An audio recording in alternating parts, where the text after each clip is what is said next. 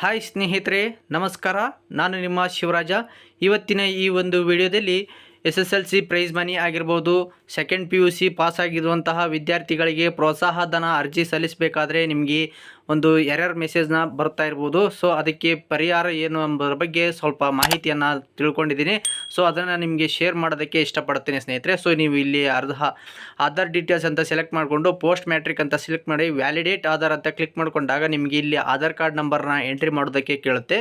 So ನೀವು ಅದೇ ರೀತಿಯಾಗಿ ನಿಮ್ಮ ಒಂದು ಆಧಾರ್ ಕಾರ್ಡ್ ನಂಬರ್ನ ಎಂಟ್ರಿ ಮಾಡ್ಕೊಳ್ತೀರಾ. ಎಂಟ್ರಿ ಮಾಡಿಕೊಂಡು ನನ್ನ ಆಧಾರ್ ಮಾಹಿತಿಯನ್ನು ನಾನು ನೀಡೋದಕ್ಕೆ ಒಪ್ಪಿಗೆ ಕೊಡ್ತೀನಿ ಅಂತೇಳಿ ಟಿಕ್ ಮಾಡ್ಕೊಳ್ತೀರಾ. ಟಿಕ್ ಮಾಡಿಕೊಂಡು OTP ಆಪ್ಷನ್ ಮೇಲೆ ಕ್ಲಿಕ್ ಮಾಡ್ಕೊಳ್ತೀರಾ ಸ್ನೇಹಿತರೆ. ನೆಕ್ಸ್ಟ್ OTP ಪಡೆಯಿರಿ ಅಂತ ಆಪ್ಷನ್ ಬರುತ್ತೆ. ಸೊ ಅದ್ರ ಮೇಲೆ ಕ್ಲಿಕ್ ಮಾಡ್ಕೊಳ್ತೀರಿ. ಕ್ಲಿಕ್ ಮಾಡ್ಕೊಂಡ ನಂತರ ನೆಕ್ಸ್ಟ್ ನಿಮ್ಮ ಒಂದು ಮೊಬೈಲ್ ನಂಬರಿಗೆ 6 ಅಂಕಿಯ OTP ಬರುತ್ತೆ. ಅದು ಕೂಡ 120 ಸೆಕೆಂಡ್ಸ್ ಇರುತ್ತೆ ಸ್ನೇಹಿತರೆ. ಸೊ ಅದು ಈಗ ಬಂದಿರುವಂತಹ OTPಯನ್ನು ನೀವು ಎಂಟ್ರಿ ಮಾಡ್ತೀರಾ. ಸೊ ಎಂಟ್ರಿ ಮಾಡಿ ನೆಕ್ಸ್ಟ್ ಕೆಳಗಡೆ ಸಲ್ಲಿಸಿ ಅಂತ ಬರುತ್ತೆ ಸ್ನೇಹಿತರೆ. ಸೊ ಅದ್ರ ಮೇಲೆ ನೀವು click ಮಾಡ್ಕೊಳ್ತೀರಾ.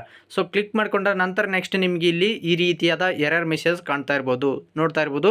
Please visit bank and link your Aadhaar number in bank and make activate NPCI after that reapply prize money ಅಂತ ತೋರಿಸ್ತಾ ಇದೆ. ಅಂದರೆ ನಿಮ್ಮ ಒಂದು ಬ್ಯಾಂಕನ್ನು ಆಧಾರ್ ಕಾರ್ಡ್ಗೆ ಲಿಂಕ್ ಮಾಡಿ ಹಾಗೆ NPCI ಆ್ಯಕ್ಟಿವ್ ಇದೆಯಾ ಇಲ್ಲ ಅಂತ ಚೆಕ್ ಮಾಡ್ಕೊಳ್ಳಿ ಬ್ಯಾಂಕಿಗೆ ಹೋಗಿಬಿಟ್ಟು ಅಂತ ತೋರಿಸ್ತಾ ಇದೆ. ಸೊ ಈಗ ಕೆಲವೊಬ್ಬರು ಭಾಳಷ್ಟು ಜನ ಕಮೆಂಟ್ ಮಾಡ್ತಾಯಿದ್ರು, ಸರ್ ನಾನು ನನ್ನ ಬ್ಯಾಂಕ್ ಅಕೌಂಟು ಆಧಾರ್ ಕಾರ್ಡ್ಗೆ ಸೀಡಿಂಗ್ ಆಗಿದೆ, ಲಿಂಕ್ ಆಗಿದೆ, ಬಟ್ ಈ ಥರ ಬರ್ತಾ ಇದೆ ಅಂತ ತೋರಿಸ್ತಾ ಇದೆ. ಸೊ ಒಂದು ವೇಳೆ ಲಿಂಕ್ ಆಗಿಲ್ಲ ಅಂದರೆ ಯಾವ ಥರ ಚೆಕ್ ಮಾಡೋದು, ಲಿಂಕ್ ಇದೆಯೋ ಇಲ್ಲ ನೀವು ಆನ್ಲೈನಲ್ಲೇ ನೋಡ್ಕೊಳ್ಳೋದು ಯಾವ ರೀತಿ ಅಂತ ಈ ಒಂದು ವಿಡಿಯೋದಲ್ಲಿ ತಿಳಿಸ್ಕೊಡ್ತೀನಿ. ಬನ್ನಿ ಸ್ನೇಹಿತರೆ, ಈಗ ನಾವು ಒಂದು ಹೊಸ ಟ್ಯಾಬನ್ನು ಓಪನ್ ಮಾಡ್ಕೊಳ್ತೀನಿ.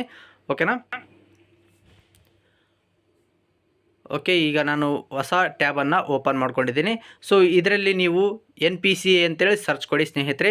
ಸೊ ಇಲ್ಲಿ ನೋಡ್ತಾ ಇರ್ಬೋದು national payments corporation of India ಅಂತಿದೆ. ಸೊ ಇದು ಒಂದು ಸೆಲೆಕ್ಟ್ ಮಾಡ್ಕೊಳ್ಬೇಕಾಗತ್ತೆ. ಸೊ ಈ ಒಂದು ಲಿಂಕ್ನ ಕೂಡ ನಾನು ಡಿಸ್ಕ್ರಿಪ್ಷನ್ ಬಾಕ್ಸ್ನಲ್ಲಿ ಕೊಟ್ಟಿರ್ತೇನೆ. ಸೊ ಇದರಲ್ಲಿ ನೀವು ಇಲ್ಲಿ ಕನ್ಸ್ಯೂಮರ್ ಅಂತ ಕಾಣ್ತಾ ಇದೆಯಲ್ಲ ಸ್ನೇಹಿತರೆ, ಪ್ರಾಡಕ್ಟ್ ಬಲಗಡೆ. ಸೊ ಅದ್ರ ಮೇಲೆ ಕ್ಲಿಕ್ ಮಾಡ್ಕೊಳ್ಳಿ. ಕ್ಲಿಕ್ ಮಾಡ್ಕೊಂಡ ನಂತರ next Bharat Aadhaar seeding enable ಅಂತ ಇದೆ. ಸೊ ಅದನ್ನು ಸೆಲೆಕ್ಟ್ ಮಾಡ್ಕೊಳ್ಳಿ. ಓಕೆನಾ? ಸೊ ಅದನ್ನು ಸೆಲೆಕ್ಟ್ ಮಾಡ್ಕೊಂಡ ನಂತರ ನೆಕ್ಸ್ಟ್ ನಿಮಗೆ ಈ ರೀತಿಯಾಗಿ ಶೋ ಆಗುತ್ತೆ. ಸೊ ಇಲ್ಲಿ ನೋಡ್ತಾ ಇರ್ಬೋದು ಆಧಾರ್ ಮ್ಯಾಪ್ಡ್ ಸ್ಟೇಟಸ್ ಅಂತ ಬರುತ್ತೆ. ಸೊ ಅದ್ರ ಮೇಲೆ ಕ್ಲಿಕ್ ಮಾಡ್ಕೊಂಡಾಗ ನಿಮ್ಮ ಒಂದು ಆಧಾರ್ ಕಾರ್ಡ್ ನಂಬರ್ನ ಎಂಟ್ರಿ ಮಾಡೋದಕ್ಕೆ ಕೇಳುತ್ತೆ ಸ್ನೇಹಿತರೆ. ಓಕೆನಾ? ಎಂಟ್ರಿ ಮಾಡ್ಕೊಂಡ ನಂತರ ನೆಕ್ಸ್ಟ್ ಕೆಳಗಡೆ ಕ್ಯಾಪ್ಚಾ ಕೋಡ್ ಏನು ಕಾಣ್ತಾ ಇದೆಯಲ್ಲ, ಸೊ ಅದನ್ನು ಎಂಟ್ರಿ ಮಾಡಿಕೊಂಡು ಚೆಕ್ ಸ್ಟೇಟಸ್ ಅಂತ ಕ್ಲಿಕ್ ಮಾಡ್ಕೊಂಡಾಗ ನಿಮ್ಮ ಒಂದು ಮೊಬೈಲ್ ನಂಬರಿಗೆ OTP ಬರುತ್ತೆ ಸ್ನೇಹಿತರೆ, 6 ಅಂಕಿದ್ದು. ಸೊ ಅದನ್ನು ನೀವು ಇಲ್ಲಿ ಎಂಟ್ರಿ ಮಾಡ್ಕೊಳ್ತೀರಾ. ಓಕೆನಾ? ಸೊ ಎಂಟ್ರಿ ಮಾಡ್ಕೊಳ್ಬೇಕಾಗತ್ತೆ, ನಿಮಗೆ ಬಂದಿರುತ್ತಾ OTP. ನೆಕ್ಸ್ಟ್ ಇಲ್ಲಿ ಕನ್ಫರ್ಮ್ ಅಂತ ಇದೆಯಲ್ಲ, ಸೊ ಅದ್ರ ಮೇಲೆ ಕ್ಲಿಕ್ ಮಾಡ್ಕೊಳ್ಳಿ. ಕ್ಲಿಕ್ ಮಾಡ್ಕೊಂಡ ನಂತರ ನೆಕ್ಸ್ಟ್ ಇಲ್ಲಿ ನೋಡ್ತಾ ಇರ್ಬೋದು ಆಧಾರ್ ಮ್ಯಾಪ್ಡ್ ಸ್ಟೇಟಸ್ಸು.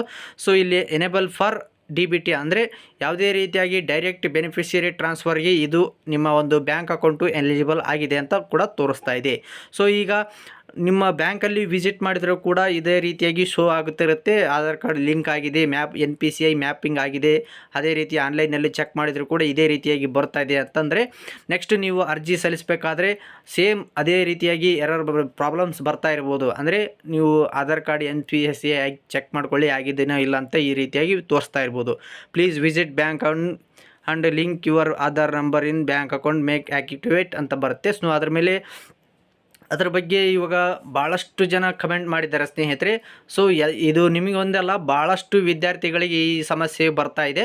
ಸೊ ಇದಕ್ಕೆ ಪರಿಹಾರ ಏನಪ್ಪ ಅಂತೇಳಿದ್ರೆ, ನೀವು ಒಂದು ವೇಳೆ ಬ್ಯಾಂಕಿಗೆ ಹೋದಾಗ ಬ್ಯಾಂಕಲ್ಲಿ ಆಧಾರ್ ಸ್ಟೇಟಸ್ನ ಚೆಕ್ ಮಾಡ್ಕೊಳ್ಳಿ, NPCI ಆಗಿರೋದು. ಸೊ ಅದನ್ನು ನೀವು ಪ್ರಿಂಟೌಟ್ನ ತೆಗೆದುಕೊಂಡು ಹಾಗೆ NPCI ವೆಬ್ಸೈಟ್ನಲ್ಲಿ ಕೂಡ ನೀವು ಸ್ಟೇಟಸ್ನ ಚೆಕ್ ಮಾಡ್ಕೊಳ್ಳಿ. ಚೆಕ್ ಮಾಡಿಕೊಂಡ ನಂತರ ನೆಕ್ಸ್ಟ್ ನಿಮ್ಮ ಒಂದು ಹತ್ತಿರ ಅಂದರೆ ನಿಮ್ಮ ಒಂದು ಜಿಲ್ಲೆಯ ಸಮಾಜ ಕಲ್ಯಾಣ ಇಲಾಖೆ ಅಂತ ಇರುತ್ತಲ್ಲ, ಸೊ ಅಲ್ಲಿ ಹೋಗಿಬಿಟ್ಟು ನಿಮ್ಮ ಒಂದು ಎಲ್ಲ ದಾಖಲಾತಿಗಳನ್ನು ಕೊಡಿ.